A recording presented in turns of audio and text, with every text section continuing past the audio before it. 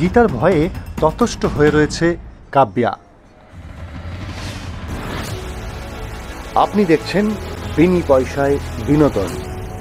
স্বস্তিক একটি পার্টিতে গান গায় গীতার জন্য এবং সে কাব্যাকে গীতা ভেবে খুব ক্লোজড হয়ে পড়ে কাব্যার সাথে। তারপর যখন তার হুঁশ ফেরে তখন সে কাব্যা থেকে দূরে সরে যায়। তারপর কাব্যা স্বস্তিককে জড়িয়ে ধরে এবং দেখতে পায় গীতা এসে তার সামনে দাঁড়িয়েছে। সেই দেখে সে ভীষণ ভয় পেয়ে যায় এবং চিৎকার করে ওঠে এবং সে মুখার্জি বাড়িতে অগ্নিজিৎ মুখার্জিকে সে বলতে থাকে যে আমার সাথে স্বস্তিকের বিয়েটা এবারও হবে না, এবারও কি কোনো গণ্ডগোল হবে? তখন অগ্নিজিৎ মুখার্জি তাকে অভয় দেয় এবং বলে এবার আমি দাঁড়িয়ে থেকে তোমার আর স্বস্তিকের বিয়েটা দেব।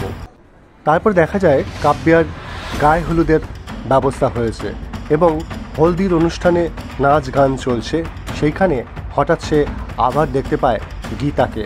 গীতা এসে তার মুখোমুখি দাঁড়ায় এবং ঘোমটা তুলে যখনই সে গীতাকে দেখে চিৎকার করে ওঠে।